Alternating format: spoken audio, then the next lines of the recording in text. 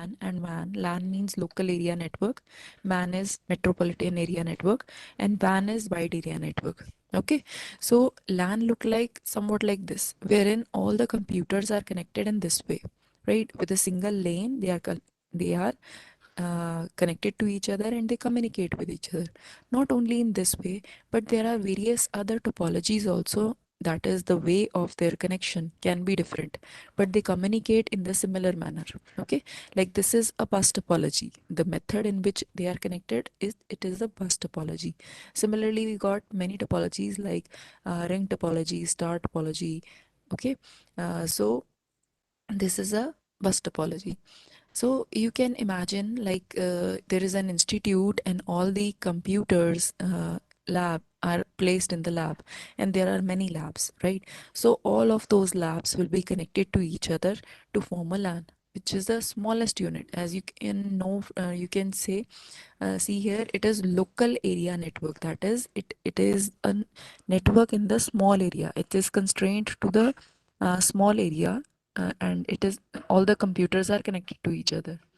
Okay, similarly, when we talk about MAN, that is like it is a combination of various LANs. You can take an example like if a city is connected together, all the hospital LANs, all the schools LAN, all the factories LAN, and the colleges LAN, and other XYZ bodies whose LANs are connected together to make one MAN, that is metropolitan area network. Name suggests itself that it belongs to a city, right? So at the area covering coverage area of this network is mainly a metropolitan area type. Okay, so such kind of networks are known as metropolitan area network. Now if we now swells more, it makes WAN, that is wide area network.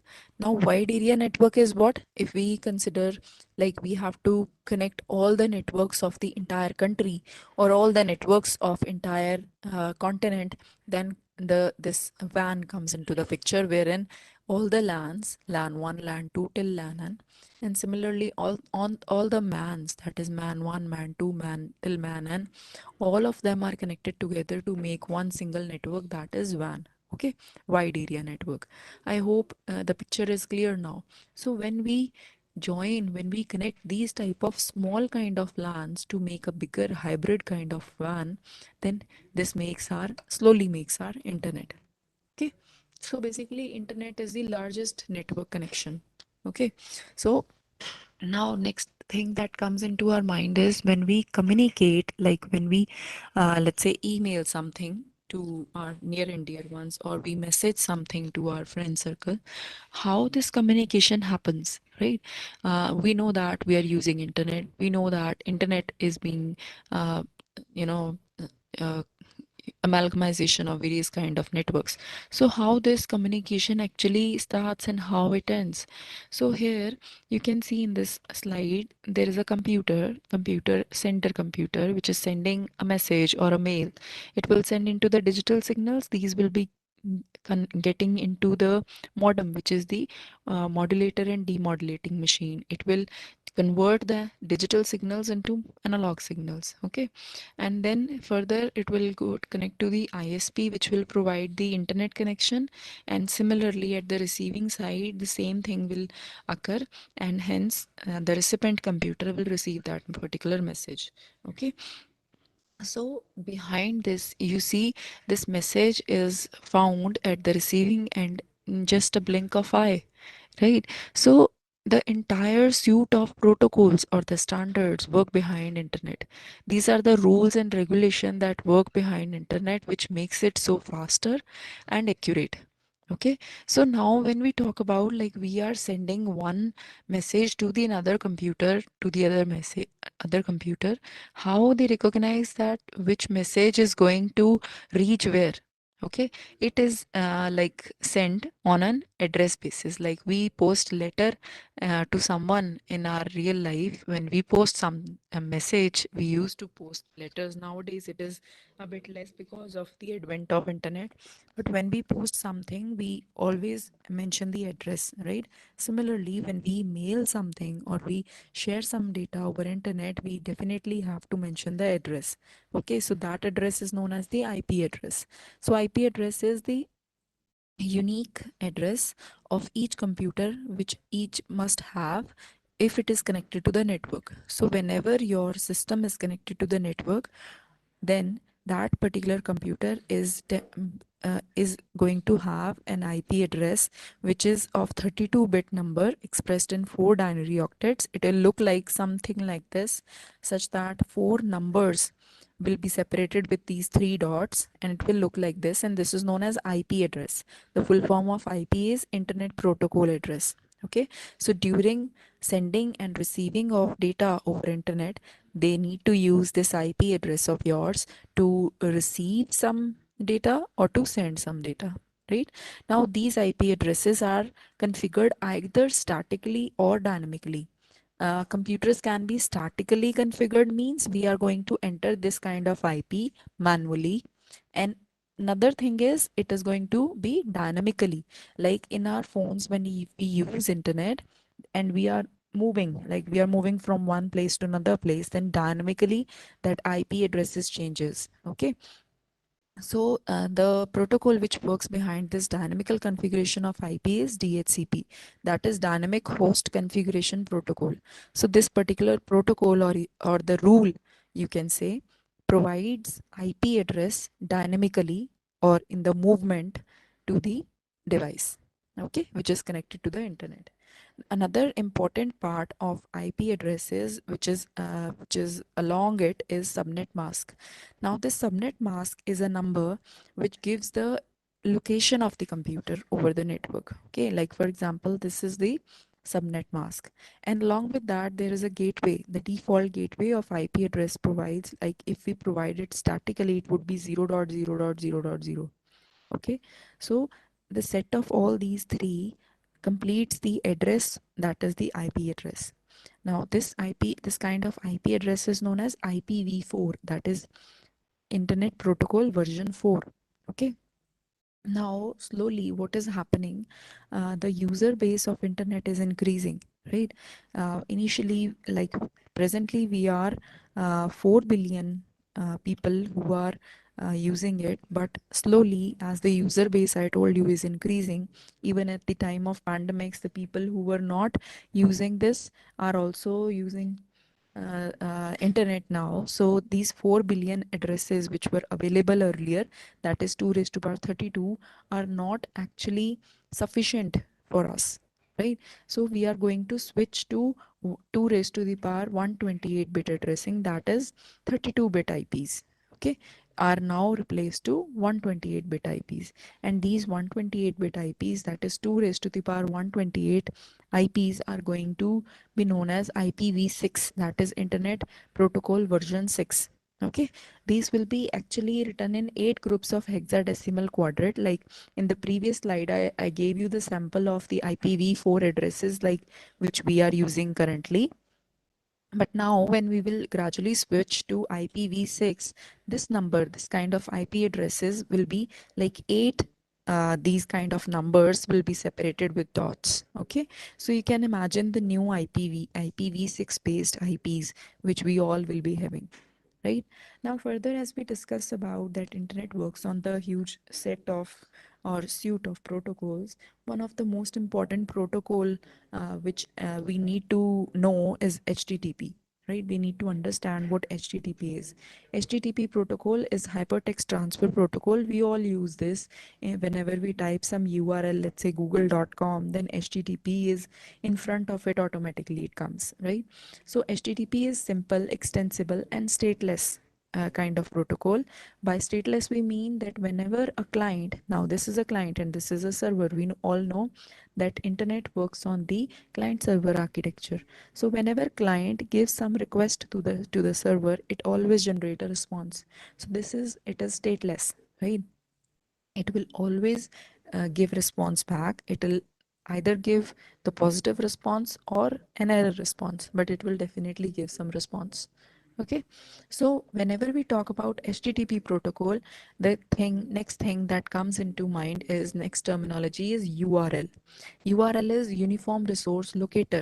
Okay, so Uniform Resource Locator is what? It is having a protocol in it, then the host name, port number, path, and the file name, right? You can see like whenever we enter something in our URL, we always mention HTTP and then let's say www.google.com and then its path, further path, what file and what folder will be accessed. Similarly, URI is another part of URL, that is Uniform Resource Identifier. I means identifier. As the name suggests, identifier means this particular URI will fetch one variable or the value of that from that particular file. Okay, so you can take an example like we were having a protocol, that is HTTP, then host name and port number similar to the URL, then the path name and the file name similar to the URL again. Now further it is having a question mark and request parameter and name anchor. So this particular variable or this particular identifier we are going to fetch from this file whose path is mentioned over here. So this is the major difference between URI and URL. So you can say URI is the detailed part of URL. Okay. Moving further, this is an example of URL in order to make you more clearer, like HTTP, this is a protocol. Then the host name or domain name, this particular thing till org is the domain name or host name. Then the path, this is the path name, like in which folder, which file we are going to request. Okay. Now, next thing that we are going to understand the protocol by visualizing like how it happens, how the request is sent and how we get the response and in what form. Okay, so the very first thing that we are going to do is browser is sitting, the client is sitting over here and he's using the browser, and with the help of that browser he will enter the URL here, let's say http://www.google.com, let's say. Okay, now this request will be sent from browser to the server. Okay, so he's sending this request. This request message is generated by the browser. It looks like somewhat like this, wherein it is having get method, which are the HTTP methods like get method, response, request, get request, then post request, right? So these all are methods. Delete method, options method, and it is accompanied by the URL and HTTP with its version and many other details. Okay, it is sent to the server. Now server will find out that whether this URL, the file which URL is mentioning, is present in their documents and directories or not. It will check all of them, right? Once he found it, it will send back the response that okay, whatever request you have generated, if it is okay, that means 200 okay means it is found. This is the HTTP status code. Okay, this means that the request which you were asking for is found, that page is found, that file is found, and I'm going to display it over. So the response message is like this, and when we got this response message displayed on our screen, we got that file which we were mentioning earlier. It is displayed over here. Okay, so I hope how HTTP protocol functions is clear to all of you. Further, if we move further, HTTP was having a major drawback, right? The drawback was whenever the server and client are communicating between each other, like we know that this client having browser in it sends a request to the server and server give back response. This was done in the clear text format, means anybody or any attacker or intruder who is sitting over the internet, he can read these request and response. That means it was not at all secure. Okay, you can take one analogy, like for example, a girl over here named Helen is using HTTP website which is hosted as HTTP. Now whatever she's sending, like here she's sending a password. That password ABC is found in clear text. That is, it is not encrypted. It is not encrypted or decoded. It is not at all decoded, not at all encrypted. So hacker can easily see ABC123. Now he can reuse her password, and he itself himself will act as a Helen, an authenticated user, and will send the message. Think of the scenario that if instead of this example.com there is some banking website and this attacker is able to sniff the PIN number or credit card details of Helen and misuse it, it would be really a disastrous thing, right? So that is why HTTPS, that is Hypertext Transfer Protocol, secure, which is the secure version of HTTP, is used. Now this girl Carol, she's using HTTPS for the transaction, and the password, which was ABC123, is now encrypted. You see, hacker cannot see the clear text. He will able to see only the encrypted version of that text. Okay, so in this way this is safe enough to use. So that is why nowadays the percentage of the website hosted on HTTPS is increasing in comparison to HTTP. Okay, so let's move further in order to see the more magnified picture of how internet communication takes place. Okay, so we see there is a client and server model which is followed in internet. Now let's make it more magnified for you, for your more clarity. Okay, now here again a request is being sent by the client, and this is HTTP request being sent to the server system. Now at server side, we are having a web browser, a web application server, and a database server, right? Web servers act as a security guards for your websites which are hosted over here in web application server. And these web application servers are having database, we all know this, and so that's why there is a communication between the database server and the web application server. So this is how server side system works. So whenever a request is made, web server will first authenticate this request, that whether your credentials of this client matches or not. Okay, like if he is trying to access some banking website and this is the banking sites servers, then it will check the whether your pin number or your username password is valid enough to access to this website or not. Okay, so it will fetch it from the database and match it over here. If it do not match, then it will stop you here only. It will not give you the access to this web application server. If it matches, only then you are supposed to access this web application server, and hence you can access the internal page of the website and database also. Okay, so I hope the picture is clear now, that what is the significance of being login. Login is checked here by web servers only. Okay, let's move further. Now, this is how the entire application or entire website works. As we discussed just now, the user makes some request to the internet. It moves towards the internet, that is the company's system or server system, wherein it moves through routers, firewalls, switches, internet, and hence there are various web servers which are there. They will check your authenticity. If you are not authenticated, your credentials are not correct, you will be stopped over here only. Okay, you cannot access that particular website and hence that database also. But if you have valid credentials, you can access it easily, right? Now what happens is, whenever attacker attack over here, right, attacker when attacks it, that means it will steal your credentials from here, right? Over internet it will steal your credentials. Now he can easily get through the web server and can access the web application. I'll show you how it do. Like here, now attacker attacks it.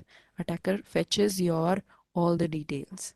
Okay, he retrieves your credit card details and all, right? Now he becomes you, right? And he access to the internet and hence to the web server, clears this like this barrier, and then he can reach up till website server and then to the database server as well, and hence he can deface the database, he can compromise the database, make changes into it, and destroy it also. Okay, so this is how attacker attack. Now, what kind of attacks are there which help him to steal our credential, or which help him to, deface or destroy the website? These attacks are malware attack. Now, the very first one is malware attack, which means malicious software. It is made from two words, malicious and software makes malware. That means there is some, ransomware, some viruses which uh, give all the you can say details of our system to the attacker. right? These are the software only which tells all the information to the attacker. Similarly, another kind of attack is phishing attack, wherein we receive a mail. It looks like a general mail, like maybe some from some bank or some other person. It looks like, okay, you change your PIN number. It is not functionable right now, so kindly change your PIN number. So we think that, okay, this mail looks like it is from my bank only, in which I am holding an account, and I need to change the PIN number as it is told to me by the bank. So I, being a unaware user, unaware person, I will change the PIN. The moment I will uh, switch to the PIN number, that PIN number will be received by the attacker, and this attacker is going to use my PIN number and my credentials to make a transaction from my account, and I will be like, what is happening, right? So this is called phishing attack. I hope it is clear. The next kind of attack is password attack. Now, what password attack is, usually what happens is passwords are guessed, right? That is why we are always told to make, strong password, which is the combination of capital letters, small letters, and numbers, as well as special characters, so that he cannot guess. Anybody cannot guess. You see, there are several password guessing algorithms also. Those are known as brute force algorithms, right? These particular algorithms work on the permutation and combination that we read in our school times, right? They implement this permutation and combination and crack our password by guessing it. They make several combinations, and wherever that particular password is done, it is okay, then they proceed further. So this is kind of password attack, wherein the attacker guesses your password and attacks it. Another kind of attack is DDoS attack, which is distributed denial of service. Okay, so DDoS means distributed denial of service. Herein, the server is sent many millions of requests. Okay, so for example, there is one server, it will be overloaded with so many requests at a time that he will not be able to handle, and in turn, it denies to give service. Okay, so this is known as denial of service by the server. In this, server do not process our information, it do not respond our information, respond our request, so denies to give service. This is another kind of attack where servers do not communicate with us. Okay, then another one is man in the middle attack. Man in the middle attack, as we discussed earlier, that in HTTP there was a request made and a response generated, right? When between the client and the server, which was seen by the attacker. Now, this attacker, being a third person, he is sniffing the communication done between the client and the server, right? And hence, this is called man in the middle attack. The next one is drive-by download. Now, what drive-by download is? Drive-by download is like when we download something, right, over internet, which is free of cost, like maybe some movies or songs. Like we find, okay, this software is free of cost, right? We need not to pay anything. We download it immediately, but we do not know that what else is hidden inside that file which we are downloading. Maybe there will be some virus, maybe there will be some malware which we are unaware of. So while driving and while downloading it, even then it can be a kind of attack, right? The next kind of attack is maladvertising, wherein a bad content is shown to you, or you can say like in an authenticated page, there is some link given to you which act as a water hole, or in which you can get trapped if you access that particular link. Okay, so this is maladvertising, that is malicious advertising. Okay. Then next we have rogue software. Rogue software is a software which by chance or without your awareness, it gets downloaded and installed on your computer, right? It do not work for you, it work for attacker. That means it attacker can have remote access on this software. This software is rogue in nature. That means it is not in your control, it is in the control or in the hands of the attacker who has installed it on your system in order to uh, you know uh, that steal your information. Okay, so these are the attacks. So till now we have a clear picture of how internet works, what are the various kind of attacks, and how attacker actually attack via internet, right? So we know that attacker is uh, looking for some unauthorized modification. He's doing some unauthorized deletion without our knowledge. He's also having some unauthorized access, like he's accessing our bank details, and hence our he's making transaction to our account, to our money. So we need to protect ourselves from all these things. Okay, so how we will do it? We actually are trying to protect our data, right? Now this data, when actually it has some meaning, it becomes information, right? So all in all, we are trying to protect our information from being modified, from being deleted, and from being accessed, right? You got my point, what we are trying to do, what attackers are trying to have, right?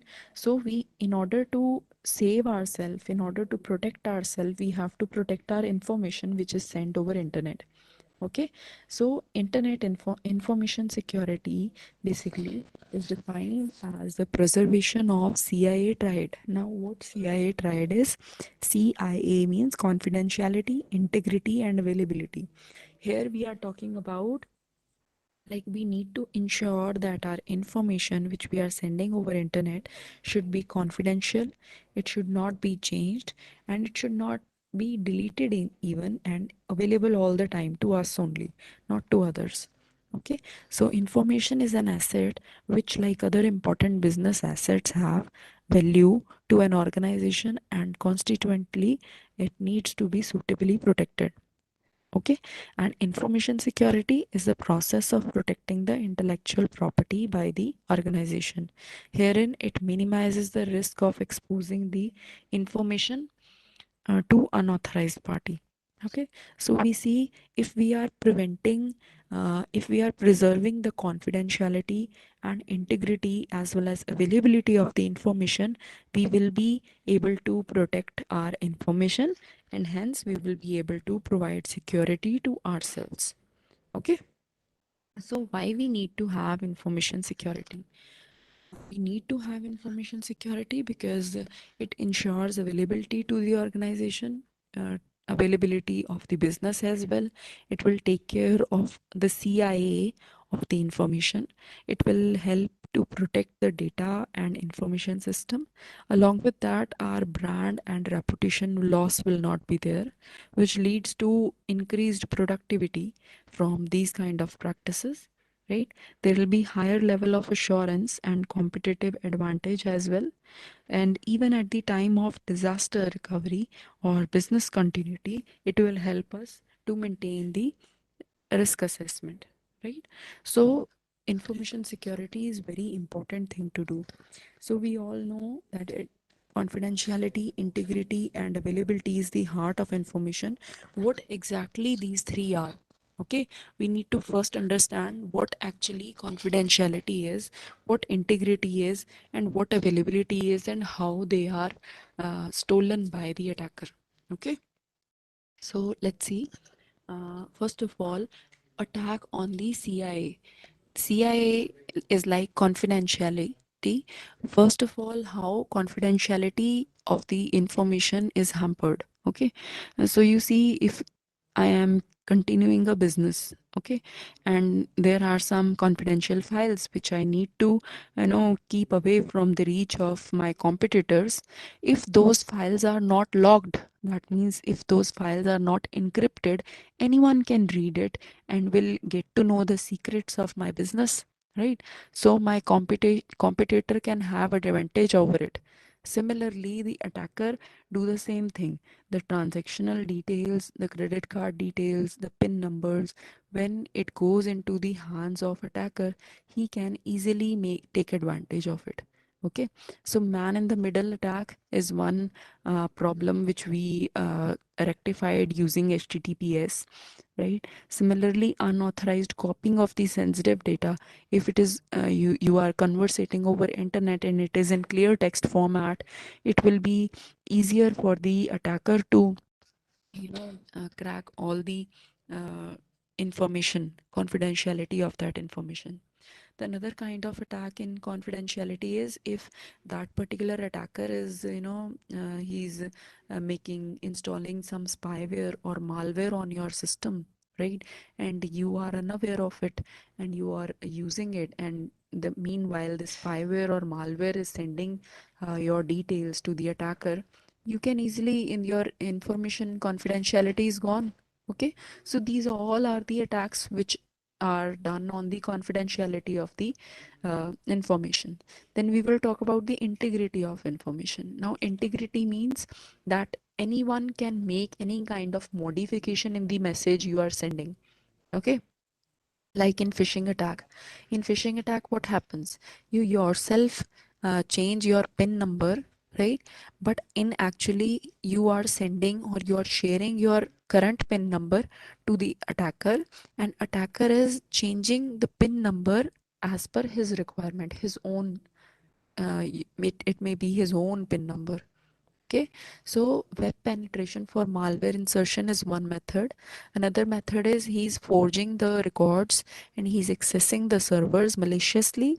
He has some unauthorized database scan. That is, he is taking the database unauthorized database scan is there. He's making some changes into it. He's remotely controlling your zombie system, right? Your entire computer has become zombie. It looks like it is with you, but it is in control with some other person, that is some attacker.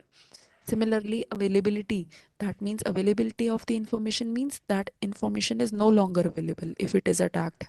Okay, like we talked about DDoS attack, that is distributed denial of service, wherein a single server is flooded with so many requests that it stop giving response. Okay, or there is some ransomware attack wherein the information which you were having is now logged with the attacker. Okay, and he is asking you for ransom, and then only he will share your information to you. Okay, means the information was your, but now it is no more available to you, it is in the hand of attacker.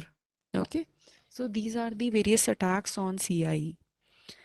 Further, if we talk about the scenarios, whenever these attacks are done on the CIE, you'll see the normal flow wherein the sender was sending the messages and the receiver was receiving it is no more present over there. Okay, so it is gone. Actually, the normal flow is gone where both sender and receiver were happy, they looked happy. But now what is going on? When it is interrupted by the attacker, they are no more happy.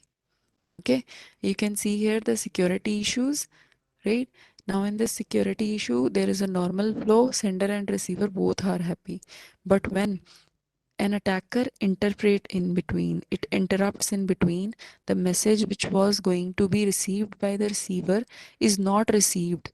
That means the communication is interrupted, that message has not reached, then it is again a security issue, right? Similarly, if we say that it is being made by or fabricated by the attacker and is sent to the receiver, again there is an unhappy phase. Okay, it is not clear to uh, the sender as well as the receiver also. Both of them are in the dilemma that who has made the modification. Okay, there is some modification, there is some fabrication. Okay, so all these things are the part of attack. There is some interception, that whatever communication is being going on among the attacker and the among the sender and the receiver, it is being listened by some third person. Okay, so this is also a problem. Then further, if sender is sending the message but it is not being received by the receiver, and similarly if receiver is receiving the message and it is not being sent, then there will be a reliability issue, there will be a reputation issue. So you see, whenever there is some interruption, wherever then there is some communication modification, whenever there is some interception, then all the problems are related to the CIA of the information. You see, if interruption is there, that means availability of information is not there. The message is not being reached or received by the receiver. Okay. Similarly, if modification is there, that means integrity is lost. Okay. Similarly, if interception is there, the message or the communication is being intercepted, that means the confidentiality is lost. Okay. Similarly, if fabrication is there, right? So if fabrication is there, that means the message is being modified and it is no longer reliable now. And if there is no reputation, then it will lead to the non-reputation. Okay, so all these problems, the authentication problem, the attack on authentication, the attack on integrity, the attack on confidentiality and non-reputation leads to the security issues. These are the various security issues which we are talking about. I hope entire picture is clear to you all, like how confidentiality is hampered, how authenticity is hampered, how it leads to non-reputation. So information security is very important. Okay, so till now we have all covered about the basis of information security. Now the various terminologies that comes into picture are vulnerability. Okay, the vulnerability means like whatever asset or whatever infrastructure that we are using is having some weakness in it, only then the attacker can attack it. Like in our daily life, if we see, like these days viruses, we are surrounded with various kind of variants of virus, right? Now if our body is having any weakness, our immune system is weak, then only we will be attacked by the viruses. Similar is the picture over here also. If the infrastructure or if the websites which we are using or the servers or the network which we are using is not strong enough, it is weak, then we will be attacked by the attacker. Okay, so vulnerability we mean to the weakness, okay, which can be exploited by the attacker. Okay, so threat is any event. Threat is another terminology, which is any event that has potential to bring harm to the organization, right? And risk, it is dependent upon the threat as well as the vulnerability. It refers to the potential for loss or damage when threat exploits the vulnerability. That means if the information that we were carrying is lost, then what would be the risk or what would be the loss? Okay, so it is always dependent upon, directly dependent upon the threat and vulnerability. So you see, we now clear like what attacks are and what kind of weaknesses we have. So we need to identify the weaknesses first, then we have to analyze and evaluate that if these weaknesses are there and are exploited by the attacker, then what can happen. Okay, and then further we need to treat these problems, we need to treat these vulnerabilities. Okay, so now we have seen that there is an unexpected growth in the technology, right? In 1990s, there was basic connectivity only. In 2000s, we were having online specific contents. Okay, we were having applications. In 2010s, cloud was a buzzword, right? And now in 2020s, we are surrounded with these smart devices and that are generating data, that is called Internet of Things. We are working upon into this domain. So you see technology and the usage and its value all are evolving, right? And so is the security problems are also evolving, and this evolution should never stop. Okay, the evolution of solution should also be there. If there are problems, there must be solutions also. So you see, network security and information security are at the base level, which is piled up by the cyber security. So cyber security means we are protecting the data and information networks, right? And by safety, we mean that we are protecting the user from the harmful online content, and we are working on the protection of the physical as well as emotional well-being of the people. Similarly, IT security, we mean that computer security only. It is like some organization is hiring the IT security specialists, which are responsible for keeping the technology and the company secure from the malicious cyber attack and the breaches into the critical private information. They are saving us from the attackers who can gain control to the internal systems. Okay, so this can be done by authentication and authorization. By authentication, like the one who is a genuine user, who is an authenticate user, having credentials in it, having identification for the same, and only then it must be allowed to the user to get access to that information. Another one is authorization, wherein whether he is privileged user to use that response or resource or not. Okay, so that comes under authorization. So before that, we must be aware like what kind of information we are having, right?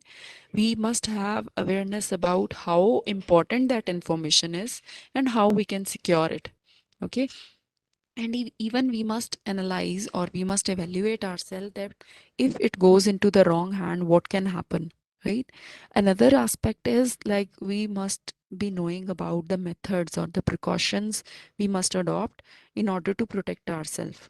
So there are few uh, you know securing secure strategies, you can say, or methodologies that we must follow, and they are very basic ones. Okay, that is your cyber hygiene. You need to be cyber safe, and for that you need to follow cyber hygiene. That is, you need to have common sense that if you are like blindly clicking next next next and okay okay okay, it is not at all okay. Okay, you need to first read the message pop up, and only then you will have to take decision and click the button very intelligently. You should be aware of what is going on in the technology. You should be aware of like what is going on in my device which I am using. Okay, you should regularly update your device, whether you are using your cell phone or you are using a laptop or a desktop. You must update your softwares on the regular basis. Okay, then secondly, you must have an antivirus or anti-spyware on your devices, so that if any spyware is there or any virus is there, it can be deleted from time to time. Okay, and then be very careful when you are sharing some file. Okay, when downloading, even you should be very much careful like from which resource or which website you are downloading. If it is you are downloading it for free, then you need to be very careful like what kind of softwares you are they are asking you to install, and you are installing it or not.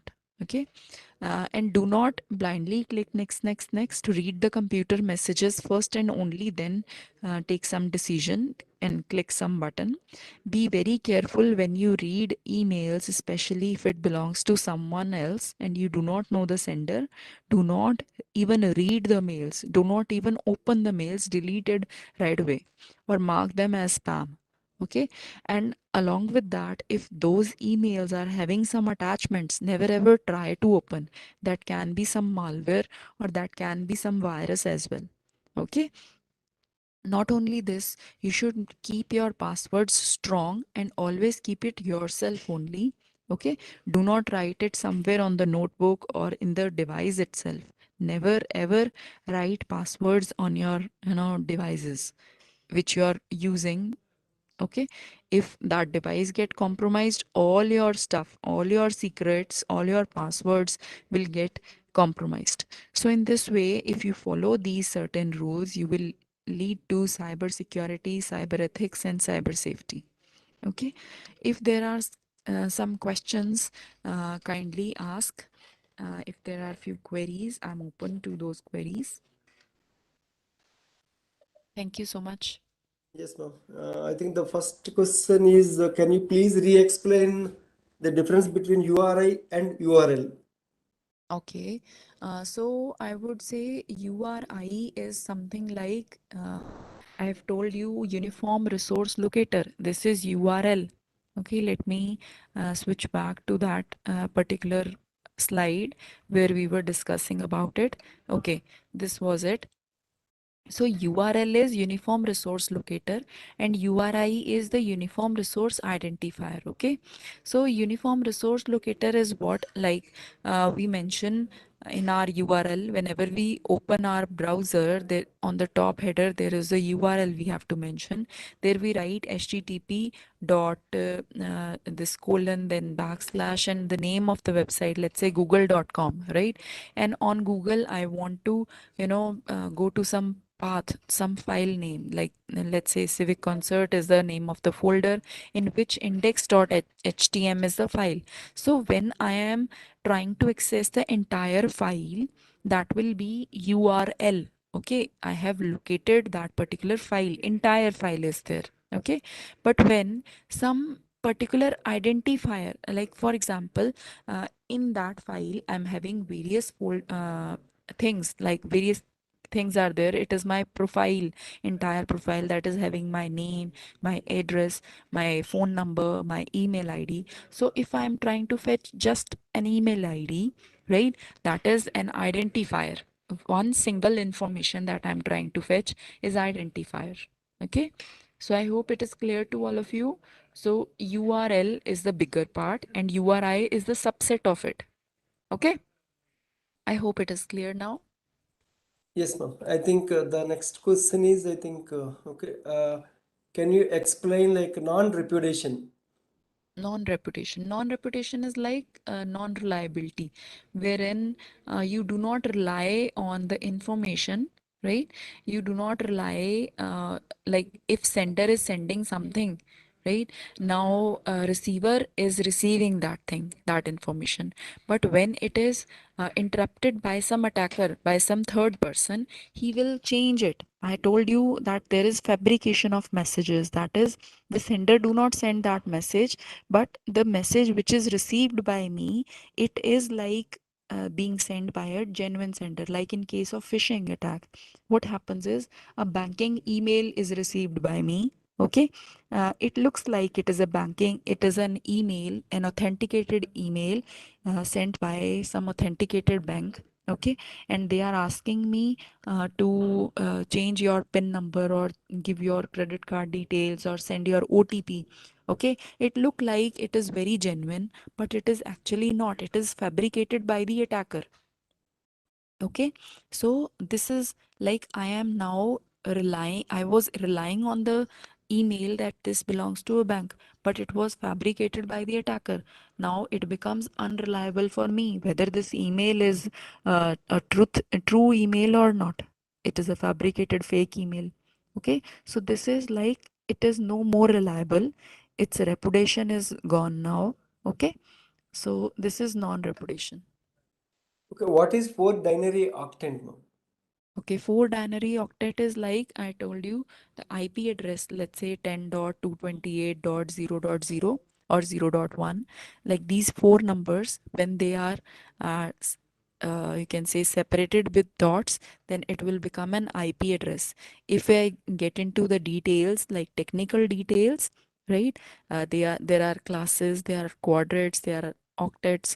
Okay, so it will get a bit complicated for you all because we all the listeners belong to different kind of domains. So if I go to the layman language, it is an IP address, okay, wherein there are four numbers which is in the IP range. Okay, and they are separated with dots. Those four numbers are known as IP address. Okay, thank you, ma'am. And Any other vulnerability threat question? risk, I think they will once again she will ask, ma'am. They will explain again, no issues. And humble request to organizers to arrange to share the PPTs to all participants. Okay, sir, we Yes. will try to share all the PPTs by end of the session, sir. Kindly explain man in the middle, a man in the middle type of Attack. attack. Yes, ma'am. Okay. Man in the middle attack is like now, presently, we all are having a communication, right? I am sender, I am speaking, and you all are listening to my question, to my things which I am telling you, right? So when we two are having communication in between, and that is a confidential communication, that is sender and receiver are communicating in between. Okay, and think of a scenario if some third person is adding his ears to our conversation, then that will be man in the middle. Okay, like I have sent some message and some third person is reading that message instead of being read by the receiver. Okay, so this third person will be man in the middle, right? And if we talk about man in the middle attack, then that is like when I am sending some message over internet, over network, then a person, an attacker, an intruder is sitting in the internet and he is reading my content, whatever I'm sending, right? It can be some sensitive data as well, maybe my credit card details, maybe my PIN number, maybe my password. And if he gets to know these things, these details, he can easily, log in into my website and can hack my system, right? So, various attacks such as session hijacking, session fixation, and cross site scripting, these all attacks are there which help the attacker.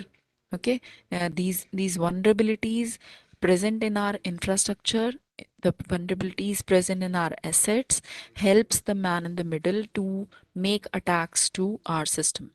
So, I hope it is clear. Okay, ma'am. May kindly explain P2P file sharing, ma'am? P2p file sharing is again the same thing, person to person file sharing. Okay, so when we are sharing some file or when we are sharing some information, this is considered as P2p file sharing. Okay, so whenever we are doing that, we need to be very careful. Like it must be encrypted in a manner, right? So that nobody should, steal it. Nobody should hack it. Next. Okay. How can we identify whether any content is fabricated or genuine? Okay, this is again a technical kind of aspect. When we get into these protocols, then there is a protocol wherein there is error checking code. Okay, for example, I have sent you a code of let's say 10 digits, right? Then there is some error checksum code, which if there is some error in it or if there is some modification in it, that bit changes. Okay, that is called checksum. Okay, and it is calculated first and then it is told whenever there is some sensitive data like that, it is checked at that layer. Okay, so in general, if for a general crowd, I would say you need to be very careful about the like urls or the sender name. Sometimes it is like Facebook, instead it is fake book. Okay, some alphabet will be missing or something will be missing that will make you sure that this is uh, created or a fake email or fake resource information.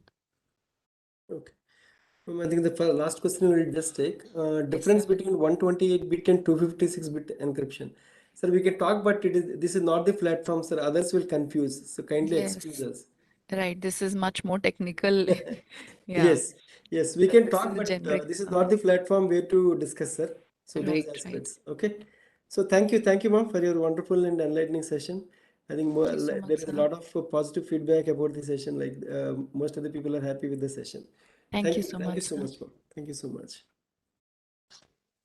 So now, if you have any questions, like you all can ask us so that we will try to address those questions, sir, ma'am, so that we will try to, explain to all of you, okay, in a way like where we can explain those things, okay. So we will start the next session in a couple of minutes, so kindly give me a minute. All right, thank you, sir. Just we will start in the next session in a couple of minutes. Please stay back.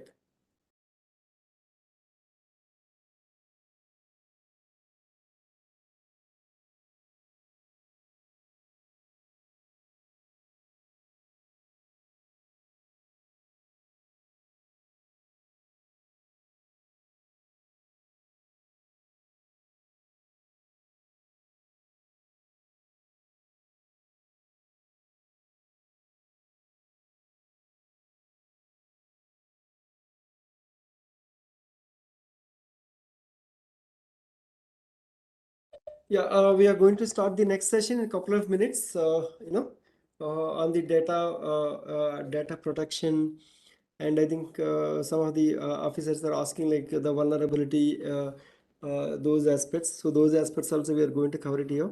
And we are also going to talk about the password security. We are also going to talk about the browser security. So these aspects we are going to cover in our next session. And she will be joining. We have another expert like from our CDAC center. She is going to join in a couple of minutes. So I request you all, stay back so that we will start. And if there are any questions, keep it in the chat area so that we will try to think. Sir Patel sir, like we are going to share this assessment link, feedback link, and all the thing by end of the session. So in the end of the evening, yeah, but not at this point of time. So at this point of time, I request you to completely focus on this session, like whatever domain experts are are explaining, so that you try to follow and try to implement that, and accordingly we will share that attendance link, session, feedback link and all the thing by end of the session, not at this point of time, sir. And I think there is one more question. Just is just changing the password enough for our account gets hacked? Yeah, sir, that is not only the thing, if you change the password frequently, at least you can safeguard your account, whether it could be your bank account or it could be your, uh, financial banking account. But at the same time, other aspects, which she has explained neatly with a beautiful picture. Like, whenever you are entering your username and password, you have to check the HTTPS lock symbol, and sometimes you have to check the, what was the digital certificate validity. So those three things you have to check. So whenever you are providing your username and password, so these are the three things which you have to check it, whether the HTTPS is there or not, lock symbol is there or not, and is there any valid certificate for those things. So that is one aspect of it. And second aspect of it, like she's already explained, like, Karan ma'am is already explained very clearly, like you need to have good antivirus and good, good antivirus software, so that it will detect if there are any links like which are coming up with malicious code kind of thing. It will detect and it will let you know, okay, if there are any issues. So those things if you follow, mostly like you can safeguard your account, okay, safeguard your email ID kind of thing. Password changing is not only the thing. Password changing is one of the method like where you can secure your accounts. But other practices which you have to follow, so to wherein to for complete security of those aspects. Okay. So thank you. And as I told, like we are going to have a second session on those aspects. So for this second session, we have with us the Kajol Kashyap ma'am. She's from CDAC, our Noida center. She is going to talk about those aspects, like as I told you, like the data, password, and the browser security and the mobile aspects, some of the mobile aspects. So I request Kajal ma'am to please start the presentation. Thank you. Sure, sir. Thank you so much. So I hope my voice is clearly visible to all the participants, and a very good morning to all the respected participants who all are present here. So in this particular session, we are going to talk about the importance of data protection and what is the importance of online security in our day-to-day life. So here, let's start the session. All right. So here in the first picture, you can see here that what number of internet users are here in India in the year of 2022. So if we say in numbers, then there are 840 million internet users are there in India in the year of 2022. And then mostly people are basically using their mobile phones to do all sort of e-commerce transactions. So we can say here 70% of e-commerce transactions are done via mobile phones, as everybody is keeping mobile phones with themselves, and they are easy to carry, and they are convenient. And then we can see here that 50% of travel transactions are done via online mode, and then 175 million online shoppers are there, and 2.2 billion mobile connections are there in the year of 2022, and then 448 million social media users till now. So we can say there are a whole lot of numbers if we are talking about the numbers of internet users in India. All right. So here, there are a lot of, we can say, data breaches that had happened in past few months. So if I say what are the recent data breaches that had basically happened. So first data breach was happened with Domino's in India. That was happened in April 2021. So what happened was basically some name, emails, and mobile numbers, and number of orders, and what is the amount, number of amount, and the GPS location were breached. So we can say here that data related to 18 crore orders placed with Domino's India, and basically all their names, emails, mobile number were breached in this particular attack. And there was a data breach with Upstocks in April 2021, where the KYC details of users, we can say 25 lakhs people KYC data were, breached. So their name, mobile number, email, PAN number, Aadhaar, bank account number were breached. And then attack happened with MobiKwik also in March 2021, where the details of 10 crore Indian users were breached, where their KYC details, passport details, email IDs, phone numbers, and Aadhaar details were breached. And data breach related to Facebook happened in April 2021, where 60 lakh Indian Facebook users' data were breached, where their phone numbers, Facebook ID, their location, their past location, their date of birth, email, relationship status were totally breached. And then the attack happened with Air India in February 2021, where, as per Air India, data of 45 lakh customers globally was leaked, which basically consists of their name, date of birth, contact information, passport related information, or we can say details, or their credit card data details.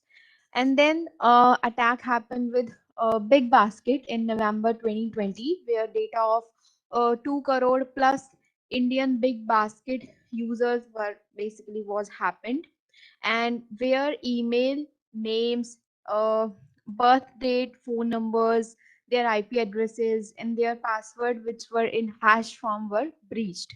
So this was the basically all in all a picture in order to show you that what kind of data breaches was basically happened in past, we can say, previous months. All right. So talking about security, so it is really important. First, to let's talk about what actually is cybercrime. So basically, all in all, cybercrime is a criminal activity that will either target, we can say, your computer network, or any device which is having a network. Okay. So all in all, the main motive of criminal, or we can say the hacker, is to steal all of your data which is present in your electronic device, or which is present in your computer, mobile phone, or laptop. So all in all, a major attack vector of cybercrime is to exploit broken software. Now here I would like to basically concentrate on this particular word, that is broken software. Now what actually are broken software?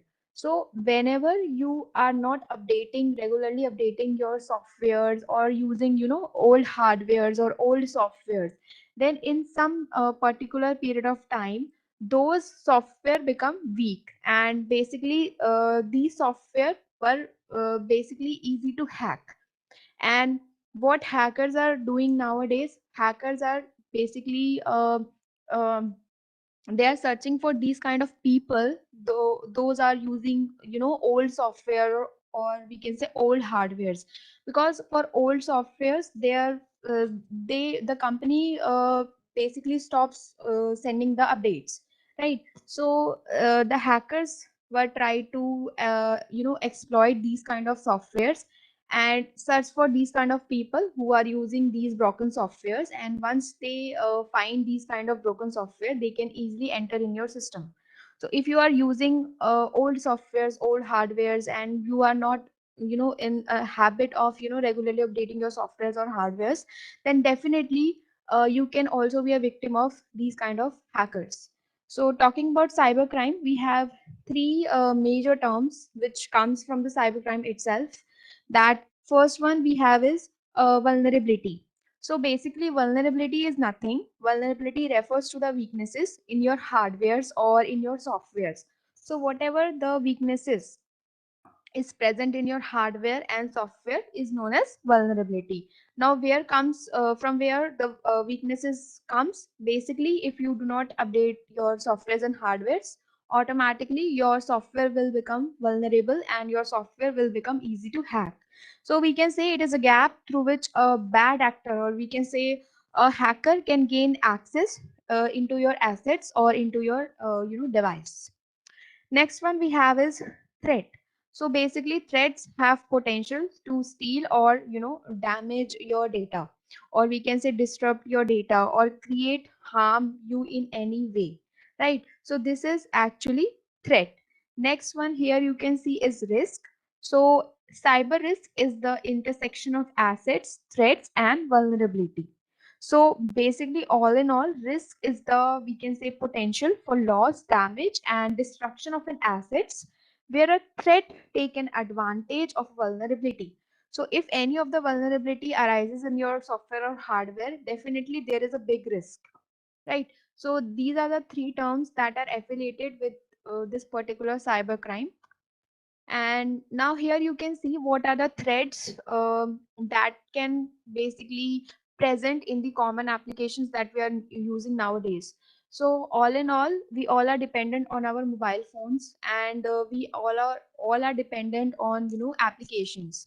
So for any work we take help of our mobile phones or the applications that are present in our mobile phones. But we shall not forget that there are some advantages of using those applications, but there are a lot of disadvantages of using those applications also, right? So if we are talking about the applications, then on daily basis we are mostly using online taxi applications, education applications, banking applications, shopping applications, and we are using applications for searching jobs. We are using applications for doing chatting and for sending messages to friends and families. And on the other hand, if we want to book any hotel, or if we want to travel to from one place to another, we are also doing it from that app, because this is really easy and this is really convenient. And for online gaming we are having a lot of applications. So basically we shall not forget that these applications are giving us a lot of advantages, but there are some disadvantages as well as of using these applications. So what happens is, when we use these applications, first we have to download the application, okay? And after downloading the applications ask our personal details. We have to register in those applications, right? So in registration, we have to provide our name, our mobile number, and if the application is paid, then we have to provide our credit card, debit card. What is the mode of payment we have to provide in that particular application, right? So what happens? What it can be? What happens if one day the application got breached or application got hacked? So your personal data will be basically breached easily, can be taken away. Okay, so this can be done. So we basically do not use a lot of applications in your mobile phones, or uh, any application, any random applications that are present in your stores, or we can say in your uh, from where you are downloading the applications. So what we can do here is, first, if you are an Android user, straightly go to your Play Store and download the applications from there itself. And before downloading the applications, first you have to check the reviews and the rating of the applications, then only try to download the applications. Also, if you are uh, basically, do not download a lot of applications. To just download the applications which you use in your day-to-day life, or which are really important to you. And if you are an iOS user, straightly go to the App Store and download the applications from there itself.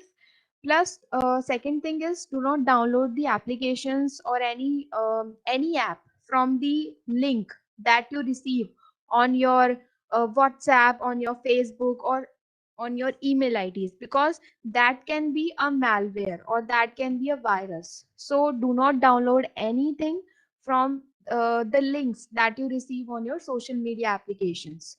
And yeah, do not download a lot of applications. Just download the applications which you basically genuinely need.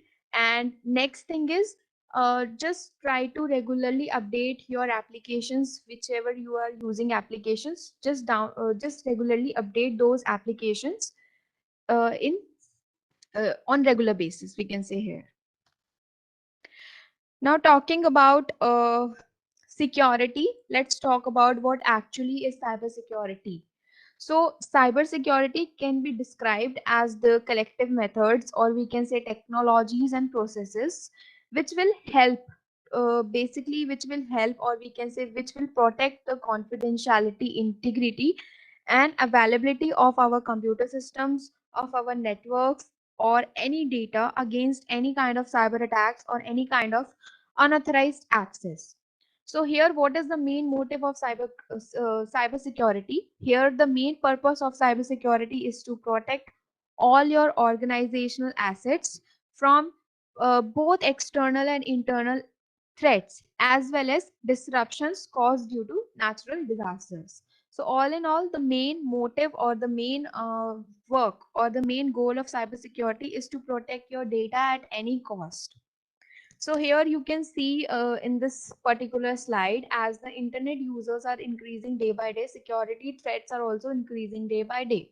So we have to, apply some security mechanism, or we have to make sure that whatever the data we are actually having on the internet is totally secure. Here, a major part of cybersecurity is to fix broken software. So, in the previous slide, we had seen that what actually the major part of cyber crime is to exploit the broken software. But here, in the case of cybersecurity, the major part is to fix those broken software.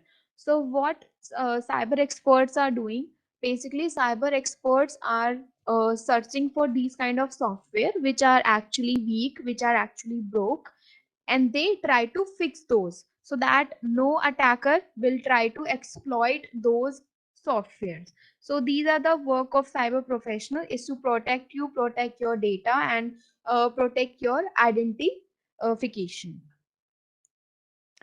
Next, here you can see, if we are talking about cybersecurity, then we shall cover all these major points, that online privacy, security padlock, surveillance cameras, secure payment, antivirus firewall, mobile security, global security, and computer security. So these are the components of cybersecurity.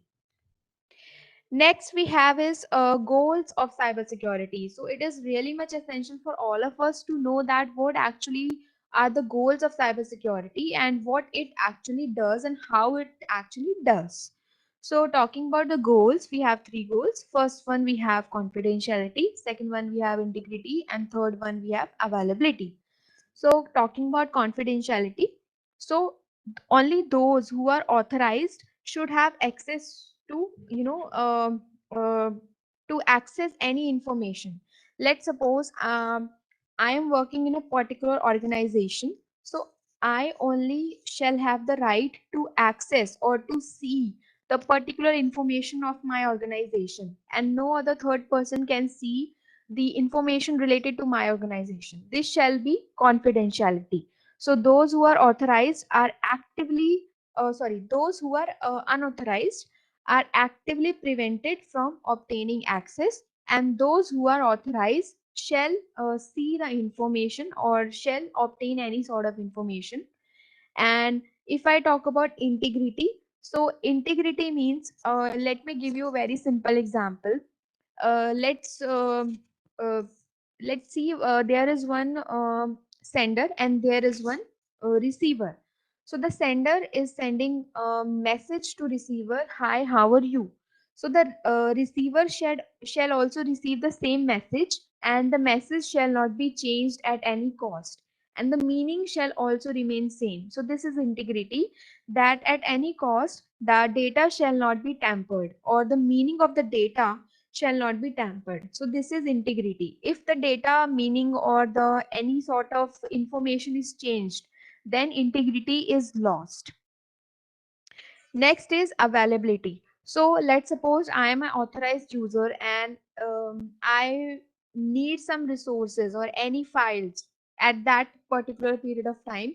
So that should be readily available to me. So this is availability. So if you are an authorized user, information shall be readily available to you. So this is availability. So all in all, these are all are the goals of cybersecurity, and how the cybersecurity is actually working. Let's see in other slides. So here you can see, yeah. So this is a basically a chart which is related to social media applications, and it is telling us that how much of people are engaged in social media applications nowadays. So everybody is carrying their mobile phones, everybody is on their mobile phones. So here this is the chart which is showing us that how much of people are using social media in just under 60 seconds. That is, in just under 1 minute, how much of people are engaging on their mobile phones on their social media applications. So if I talk about the most famous applications we have is Facebook. So if I talk about Facebook, then 1.4 million people are scrolling in just under 60 seconds. So this is a very, very huge data. And then we have 3.4 million snaps are created on Snapchat. And then we have Facebook Messenger, WhatsApp. So 69 million messages are sent over Facebook Messenger and WhatsApp. And if I talk about your Netflix, that is 28,000 subscribers are watching in just under 1 minute. And 21.1 million text messages are sent over your messages in 60 seconds. And 500 hours of content are uploaded in on YouTube in 60 seconds. And all in all, this data is going on with all the other social media applications. So you can imagine that this much of huge data is going on in just under 60 seconds, then what about like other minutes or other hours? So this is a very huge data. Next, we have how does Google track you? So this is the questions that everybody is basically asked, that how Google knows everything about us, and how Google knows our likes and what kind of products we are basically looking over on social media applications. So how does Google knows about us so well?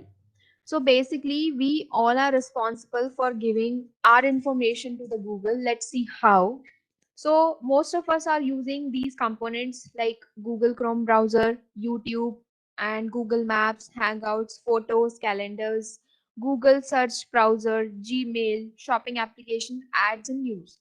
So from these components, Google are getting all our information. Let's see how. So if you are using Chrome browser, then whenever your browser history is stored in your browser, and whatever the websites you have visited, it is stored in your browser, then it automatically sent to the Google can see that what you have actually, what kind of websites you visit, and what you have visited in your day in your browser, right? So through the Google Chrome browser, this is how your information is going on to the Google. And whatever the videos you watched on YouTube, whatever the videos you uploaded on YouTube, through that Google knows that okay, this person like this kind of videos, and this person like this kind of watching this kind of videos. And next one we have is Google Maps. So whatever the locations you are visiting, sometimes we visit some kind of location and we tag on social media application just to make basically flaunt our friends and relatives. But this shall not be done. This is actually a threat. And here you can see this is the all the information that is Google is actually tracking. And sometimes we also basically visit some place through Google Maps. So this is all actually stored in the Google Maps and straightly goes to Google. And then there is one application which is called as Hangout, which is mostly present in your Android mobile applications, which will actually, once you open it, it will ask you to make default to open your contacts and conversation. If you type yes, then it will store all your contacts and conversation. So it will take all our details from there. And next we have the photos applications. So whenever we tag photos and we tag places in this photo application, Google will take information from that. And then we have calendar application. So if we basically mark our upcoming plans and mark our upcoming appointments, so this will also be tracked by Google. And then we have Google search browser. So whatever the queries we searched there, Google will track us through that. And everybody knows about Gmail. So all our contacts, email sent, email received, what kind of email content are there, are actually basically stored on Gmail. So Google will track us through that. And whatever these shopping applications we open, sometimes we also registered the shopping applications from our Google account, like Gmail account. So all in all, it is automatically related to that. And sometimes we click some ads on, browser, and sometimes we visit some news websites. So all in all, these are the components that are actually sharing our information to the Google. Okay, let's move on to this particular point. This is actually a very, very interesting topic, and most of us are not aware about this particular topic, that is digital footprint. So let's see what actually is digital footprint. So a digital footprint is a trail of data you create while using the internet. So in simple language, if I say, whenever you are using internet, everything from small to big is storing in a particular file on internet. If you are searching for like nearest cafes near your house, then also it is actually storing on the internet your information, whether it is small or big. If you are, searching it on internet, it will store in a particular file on internet. So it includes the websites you visit, it includes what kind of emails you send, receive, it includes whatever the information you submit to online services, and what kind of search you do on your browsers. So what we have to do now in order to, secure our information. So next time we have to be careful that what we are sharing on internet, where actually we are sharing on internet. First we have to think before sharing anything, that okay, what kind of information I'm sharing here, and where actually I'm sharing here, and with whom I'm sharing my information, and what can be the impact of that sharing thing in the future. So we have two type of digital footprints. First one we have a passive one, and the other one we have active one. So talking about one by one. So a passive digital footprint is a trail of data you unintentionally leave online.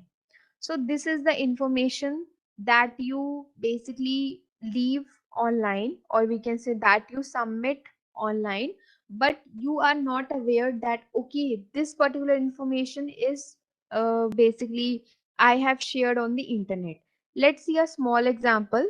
Whenever you visit a website, whenever you open your browser and visit a website, uh, your IP address is automatically be tracked, and the web server and the internet service provider information will also be tracked.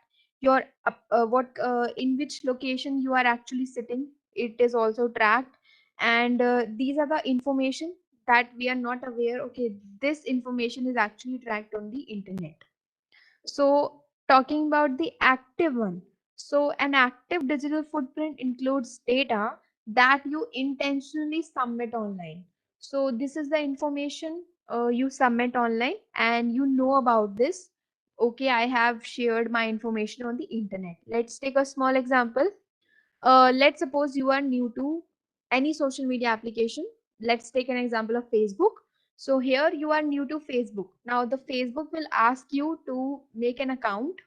Okay, so what you are going to do next, you will make your account, and the next thing, Facebook will ask your personal information, your name, your email address, from which, what are your likes, what are your hobbies, and from which school you have studied, from which college you have graduated, where you are actually working, where you are uh, where you have worked in the past, things like that. And we also are comfortable in sharing all of our information to the Facebook.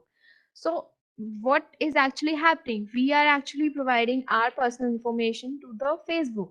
So this is actually active digital footprint, and this is basically the difference between both of these digital footprints. Okay, so what we needs to do, we needs to basically think twice before sharing our information on the internet.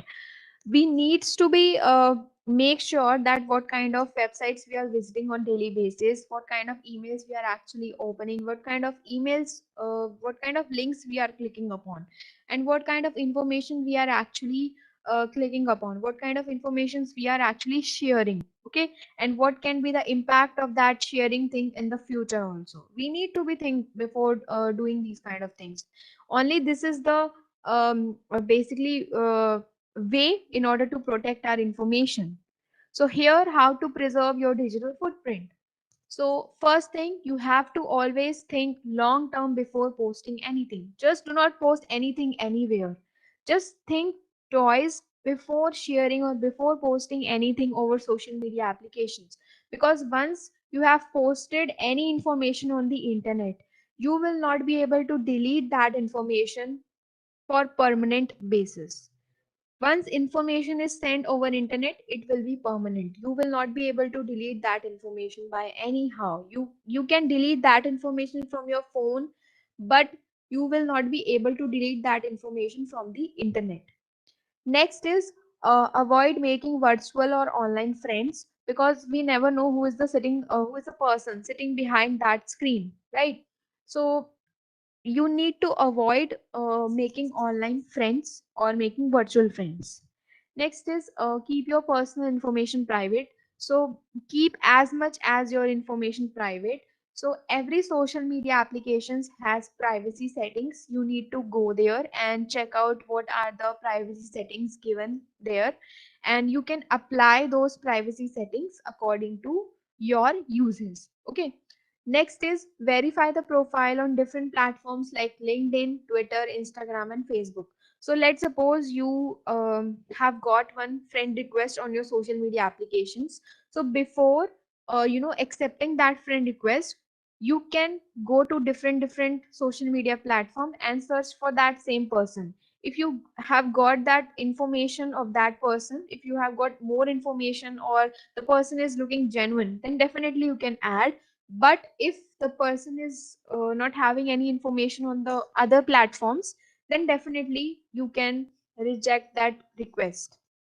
Next is use privacy settings on social networking pages. So as we had discussed, every social networking application has given their privacy settings. You can go there and basically uh, check that what kind of privacy settings you can do on your social media applications. Next is uh, have a time limit on the time spent on social media. So do not spend a lot of time on your social media applications. Just spend your precious time with your friends and families and less time on social media applications. Next we have is what are the primary threat to device security. So let's see these major terms that viruses, worms, trojans, and spyware are the main threats to our device security. So let's see what actually these threats are doing to our device security. So first, let's talk about the computer virus. So basically, computer virus is basically a software program that is loaded onto a user computer without the user knowledge, or without any user concern, and it will perform malicious actions, and you will be not be able to know, okay, something is running in my device. So viruses and worms are the software programs that will damage your computer, that will damage your data, and that will delete your data. The main motive of these viruses or worms is to disrupt or delete your data or to steal your data. Next one we have is computer worms. So computer worm is a type of malware that will spread copies of itself from computer to computer. So a worm can replicate itself without any human interaction. So in order to spread a malware, it will not be needing any human interaction. Worm can spread itself. So it does not need to attach itself to software program in order to cause any sort of damage. Next one we have is a Trojan horse.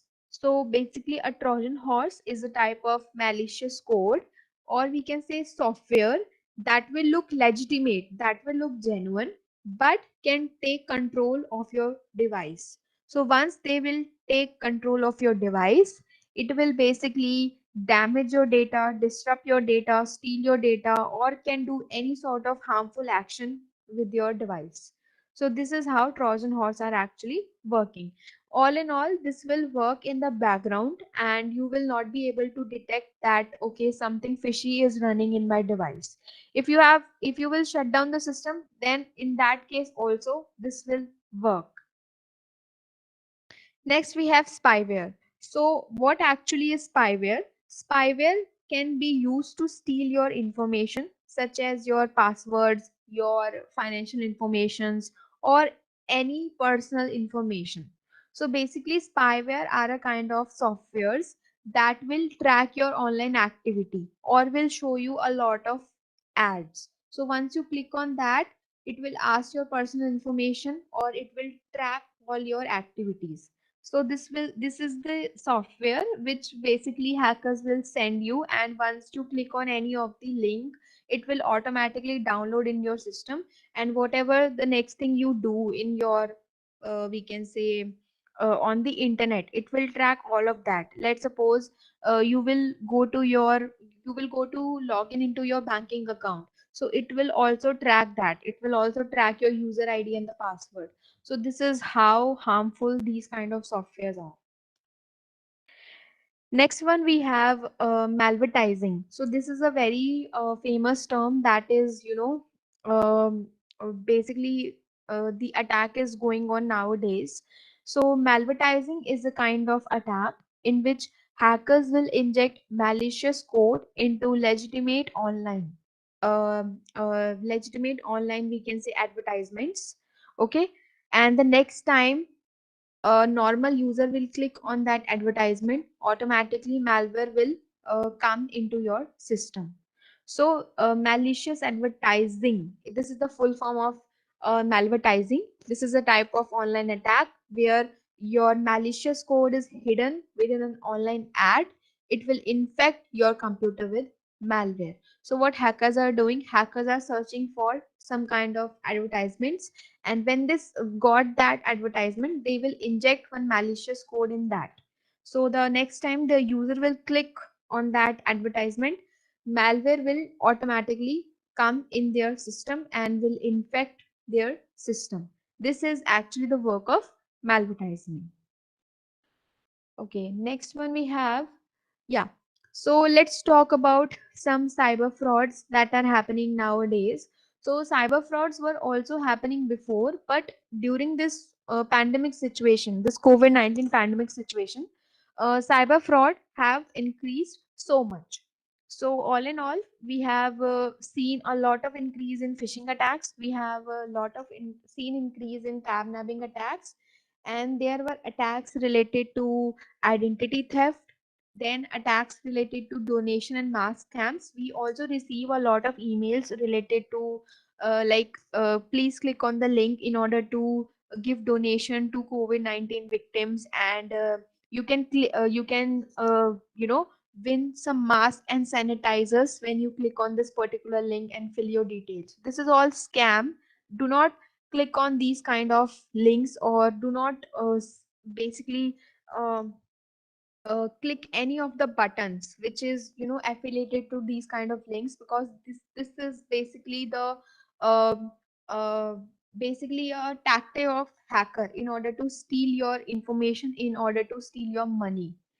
Next is ransomware attack and the keylogger attack. So let's talk about one by one about these attacks. So first one, let's talk about identity theft. So identity theft is the crime of obtaining the personal, or we can say financial information of another person to use their identity to basically commit any sort of crime or any sort of fraud, such as making unauthorized transactions or making unauthorized purchases. So this is all in all what hackers are doing in identity theft. So here the intent is to use the identity for personal gain, generally with the intent to defraud others. Now, what are the information that is targeted by identity thieves? This will include your passwords. So this will include your bank account information. They will try to gather your bank account information. They will try to steal your credit card information. They will try to steal the information which is stored on your computer, which is stored on your mobile phones, such as your contacts, videos, images, and any sort of sensitive documents. So these are the tactics of hacker in order to gather your information. And how we can prevent ourselves from the identity theft. First one is you need to safeguard your personal information as much as you can. Next is protect your passwords. Never share your passwords with anyone, even your friends and relatives. Do not share your passwords with anyone. Next is be debit credit card smart. You need to check your monthly debit and credit card report and check that where you are actually spending your money. And if you are seeing something fishy in that, just report it to your authorized bank.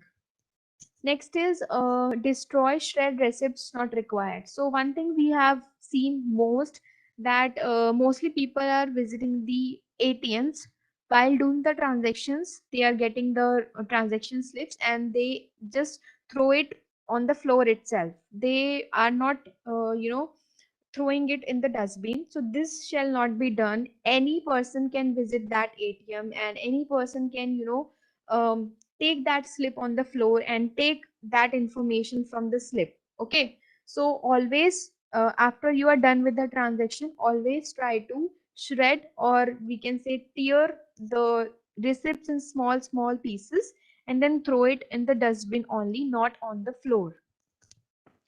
Next is review your records regularly. You need to check your records, that what kind of uh, transactions you are doing. You need to check your banking records regularly. Be cautious with phishing links. So if you are getting any sort of emails that please click on the particular link in order to win free gifts or win free antivirus, and please stop these, or these all are the tactics of hackers in order to fool people. And then monitor your online accounts. So if you have any social media accounts, or if you are using social media accounts, then try to use privacy settings there.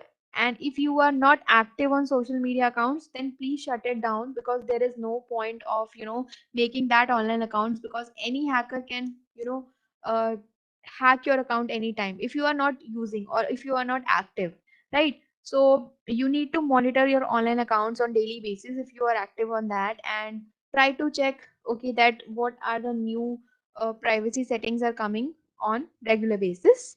And then be careful with public Wi-Fi. So if you are using public Wi-Fi, never ever share, or we can say never ever do transactions over public Wi-Fi, because we never know who is a person sitting behind that public Wi-Fi. Okay, so never ever do any sort of transactions over public Wi-Fi. So what to do if you are a victim of identity theft? Definitely you need to change your passwords as much as possible, as soon as possible, and then report it to your nearest police station immediately. And you need to contact your bank as soon as possible. This you can be done if you are a victim of identity theft. Next we have is a keylogger. So what actually a keylogger? So we can say a keylogger is a software or a hardware which is capable of recording your inputs. Whatever you type, it is capable of recording that input from a computer keyboard and intercepting keystrokes without the user knowledge. So whatever you type on your device, it will store all that keystroke in a particular file. So next time if there is some keylogger in your system and you will type something, or you will go to your login into your bank account, it will also type the user ID and the password. If you go to your if you go to login into your social media account, it will also type the password of that. So you need to be make sure that these kind of softwares are not there in your system. And talking about keylogger, this is the hardware keylogger that you can see here in the image. The black one, the small black one, is the hardware keylogger which you mostly find in the cyber cafes. So if mostly people are not using the cyber cafes, but if by anyhow if you are using the cyber cafes, then before using the system you need to make sure that is there any device connected to that system or not. You need to make sure. This is how the keylogger is actually working. Next is phishing attack. So phishing, we can say, is a cyber crime in which a targets, or we can say a lot of targets, are contacted by email, are contacted by telephone, or we can say are contacted by text messages by someone posing as a legitimate institute to fool individuals, or we can say to lure individuals into providing their sensitive data, such as their banking information, their credit card information, their debit card information, or any sort of information such as their personally identifiable information and any sort of password. So all in all, the main motive of hacker here is to gain your personal information. So it is a criminal attempting to acquire sensitive information, your username, passwords, and your banking details.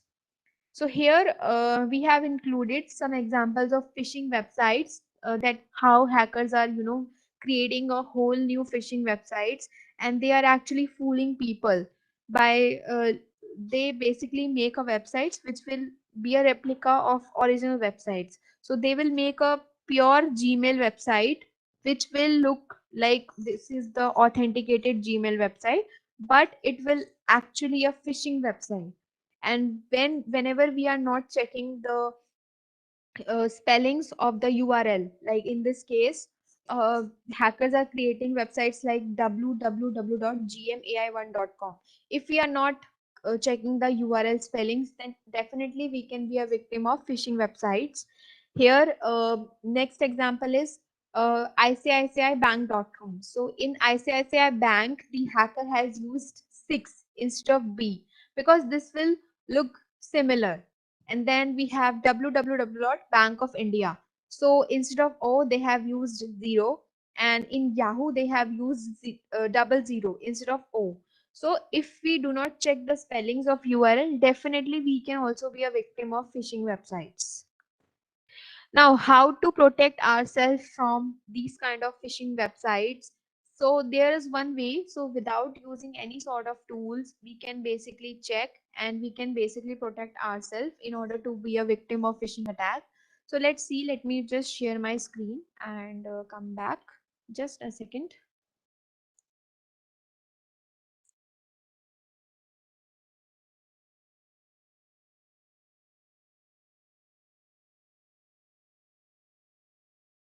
All right. I hope my screen is clearly visible to all the participants. So this is the CNEC website that I have opened. So we will see now that how you can check the websites, whether it is a phishing website or a genuine website. Okay. So first thing what you will check is you will check whether the website is HTTPS secure or not. First thing is you need to check it HTTPS secure or not. Second thing, you will check the spelling of the URL. Here we have HTTPS is already enabled, and then we have www.cdac.in. So the spelling is pretty good. There is nothing is fishy here. Next one, what you will check, third thing you will check whether the website is having this particular lock. This we call it as a padlock. So it is really much essential for a website which we call it to secure. It shall have this particular small padlock. So next thing, if the website is having this padlock, what we will do, we will click on this lock and we can see here connection secure, certificate issued to CDAC. Okay. What if we want to see more information?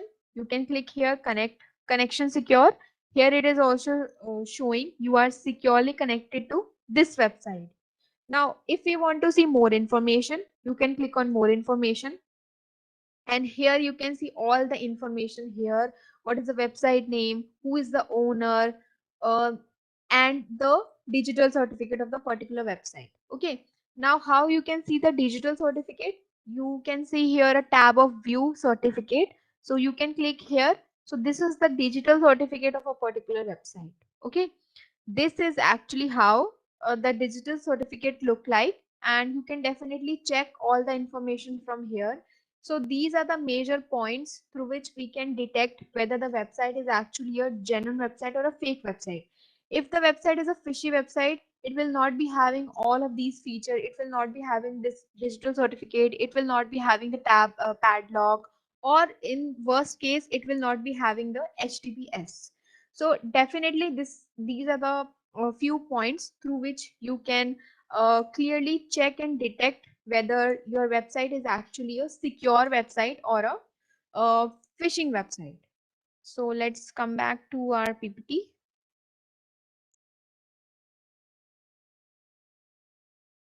Okay, let me make it big. Yeah. So this is how we can check. Next we have is tab nabbing attack. So let's see what is actually happening in this particular tab nabbing attack. So uh, tab nabbing is a kind of attack which basically happens through the browser. So if you are in a habit of working while opening a lot of tabs, then please stop yourself, because definitely while opening a lot of tabs while doing work, with opening a lot of tabs, this particular kind of attack can happen with you. So let's see how this particular attack is going to happen if a user is actually working while opening a lot of tabs. We have given a example. So a user there is one user who is basically sitting in the desktop, and he is basically busy in working. They are in basically working. So what he is doing, he is actually working while opening a lot of tabs. So here you can see a lot of tabs are opening here. Let me read it for you.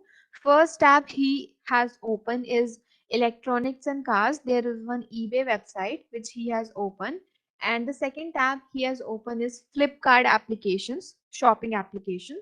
Third tab he has open is the Hindu Times. Fourth is Tech Crush. Fifth is Information Security and Education Awareness Portal. And the next is State Bank of India, some banking website, and then Indian Development, some website. Okay. So he is busy while in working while busy while opening a lot of tabs here, right? So what is actually happening is, um, first he has opened is this eBay website which is showing the electronics and the cars option, electronics and the cars page. Now he was busy in accessing the other tabs, and he has not opened the first tab from like a few hours. Okay, so he was busy in accessing the other tabs.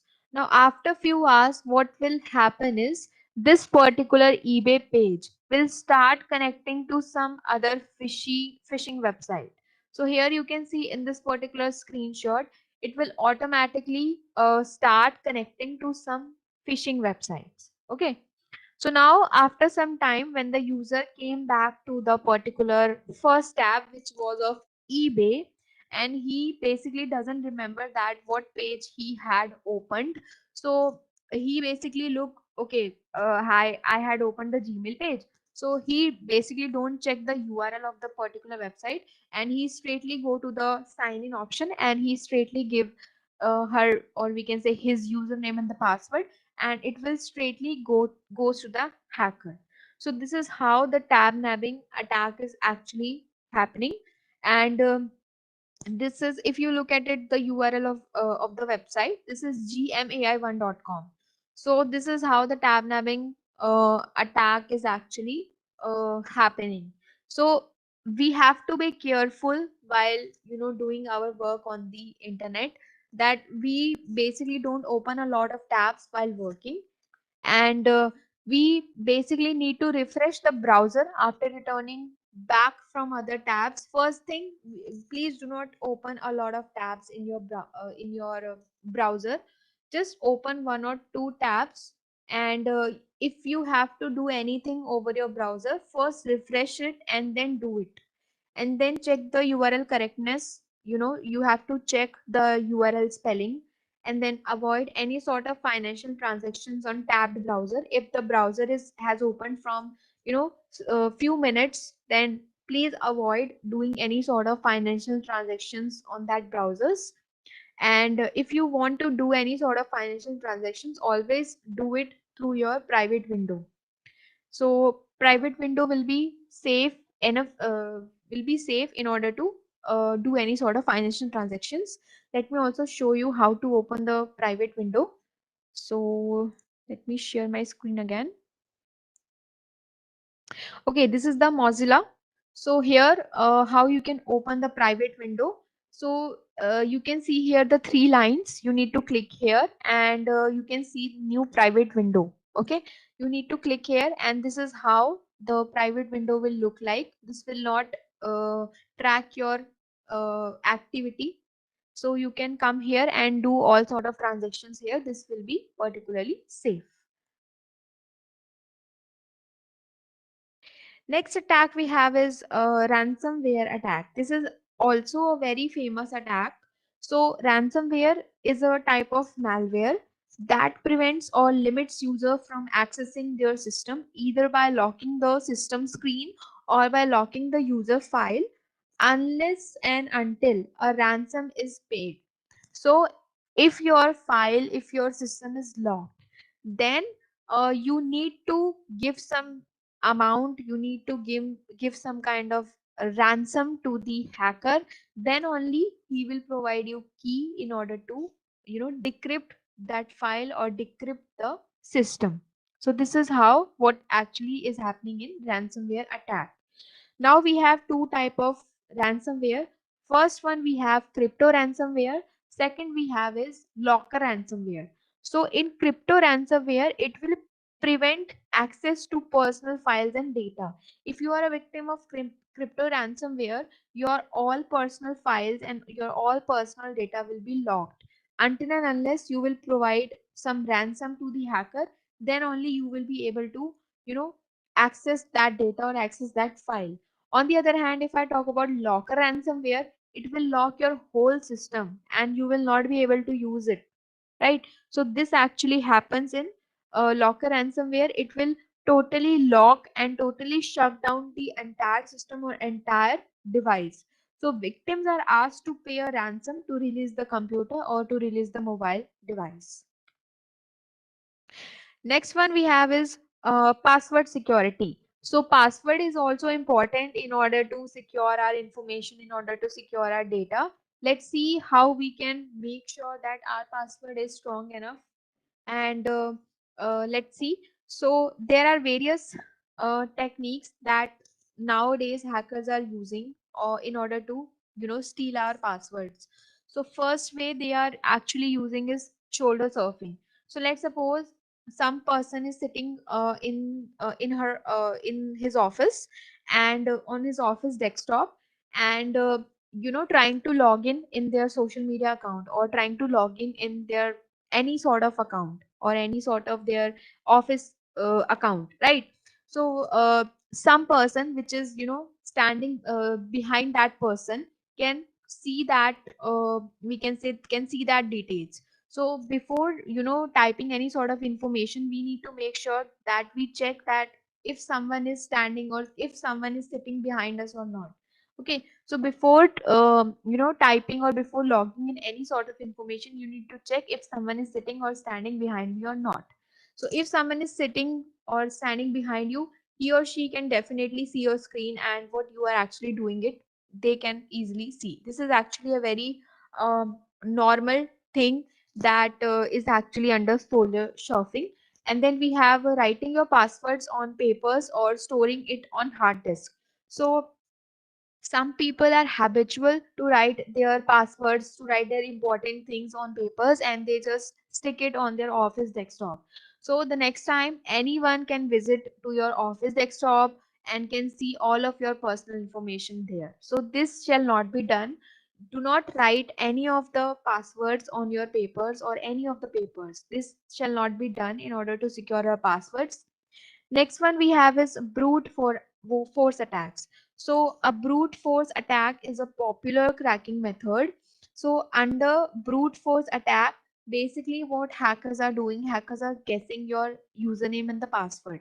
So if they guess it right, definitely they can steal your passwords. So how they can guess? Let's suppose you are using weak passwords like ABCD12345 or any passwords like your mobile phone or any common passwords. So this will be the first point in order to be a victim of brute force attack. So never use these kind of passwords like ABCD12345 or any sort of passwords which are easy to crack. Then definitely next one we have is dictionary attack. So if you are thinking that you will use one a word from dictionary and you will use it as a password and you will be secure, then definitely you are wrong. Nowadays hackers are basically using online tools which will crack all the dictionary words in just like few minutes. So if you are using the dictionary word password, then please change it as soon as possible, because this will be very easy to crack all the dictionary words. So basically what we need to do, don't write your passwords anywhere. Do not give your passwords over phone. Do not send your passwords via any sort of email or via any sort of social media applications. Now, best practices to keep your password safe is use a different password for each service. Now, you will say that how you can remember different passwords for each services. So, we have a solution for you. We will see it in the next slide.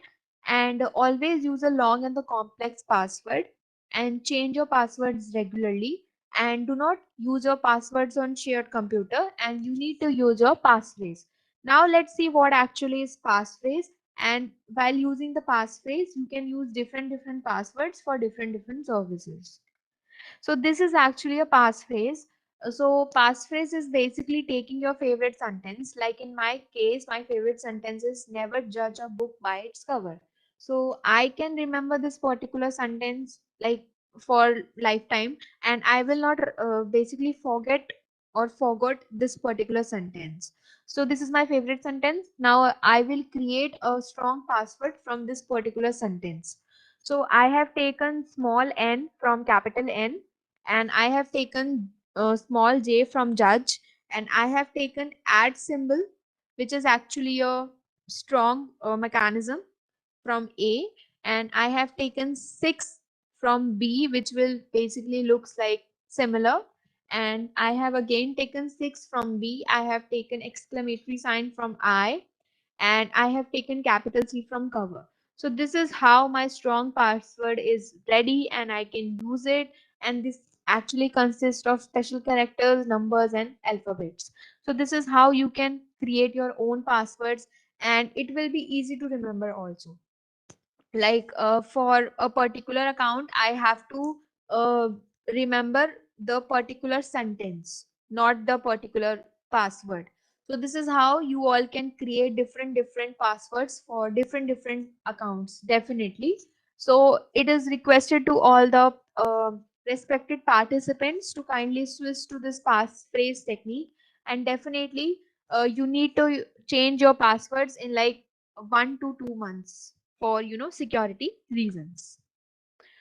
So let's talk about some preventions, that how we can prevent ourselves from the attacks that is happening nowadays.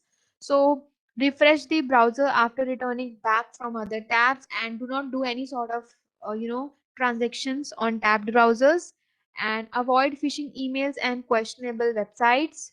Use private browsings, private windows for doing any sort of financial work, and always use updated antiviruses software. Please do not use free antiviruses software, as nothing is free available to you on the internet. We have to provide something to the internet if we are using free antiviruses. So nothing is free available on the internet. And increase your browser security settings. Avoid financial transactions on tabbed browser. This we have already discussed. And do not fall for ads that tempt you into downloading free software. As we have discussed, nothing is free available to you on the internet. And always clear your cookies, cache, and history on daily basis whenever you are done with your internet activity, or whenever you are done with your work. Firstly, try to clear cookies, cache, and history before shutting down the system. Next is disable auto connect when joining networks. So please try to um, uh, close your Wi-Fi buttons, and never reuse passwords for Wi-Fi, and change the name of your default Wi-Fi. Some people are still using the default name and the password of their Wi-Fi. So this shall not be done. You need to make sure that whatever the name you are using, the passwords and the user ID you are using, that is totally secure and that is not at all default. Disable your wireless home network while you are not home, and do use two-factor authentication on everything possible. So nowadays most of the applications are actually using this two-factor authentication. What actually happens in this particular two-factor authentications, firstly, whenever you are trying to log in a particular application, firstly they will ask one OTP which will send onto your mobile number. You have to provide the OTP. Firstly, you have to provide your password, and then you have to provide that OTP. If you will not provide the OTP, then you will not be able to log in your application. So this is actually a good step in order to prevent any sort of hacking in your account. And do not install applications from third party. Only install the applications from your authenticated stores. If you are a Android user, go to the Play Store, and if you are iOS user, straightly go to your App Store. And you need to record your IMEI number in case if your mobile is lost or stolen, then that IMEI number will be able to help you in order to track your device. And never open email attachments with the file extensions such as VBS, SHS, PIF and all. And never open web links in your email. Always type links in web browsers. So if you receive any sort of links in your email, and if you want to see whether that link is actually genuine or not, then you can type the link in the web browser, in different web browser. Just do not click that link. Just open one new web browser and type the link in that. If the link is genuine, it will open. If the link is not genuine, it will show something else. Always use email transactions through secured mail sites, and never download anything from email when the sender is unknown or the attachment has a doubtful name. Check for spelling mistakes. And whenever you are searching for any sort of jobs or any sort of things, you need to check the spellings and the grammatical errors. And never trust the icons in the email attachments. The virus file may be shown as a PDF also. And do not respond to spam mails. Do not click on any sort of links which is in your spam mails. So here, all in all, we have already made into the conclusion that the only system which is actually truly secure is the one which is actually switched off and unplugged. And see, so the only way to be safe is to pay attention and is to act smart.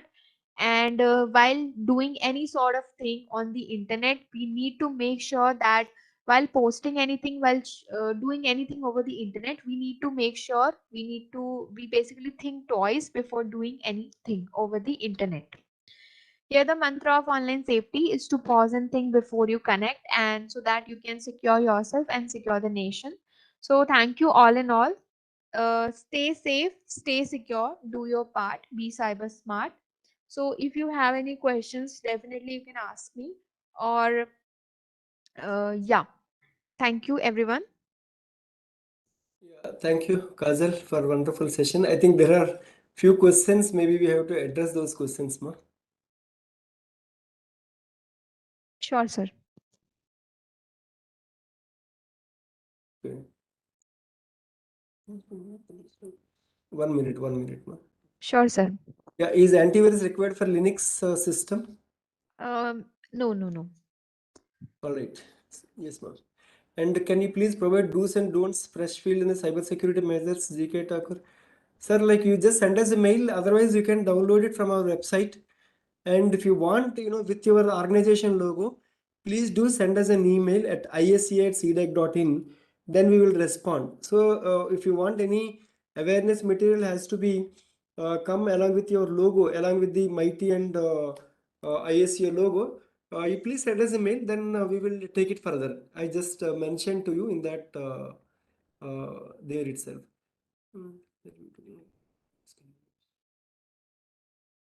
How can we know the vulnerabilities? See, the question is, please provide things what to do over vulnerabilities. How can we know the vulnerabilities? Yeah. So basically,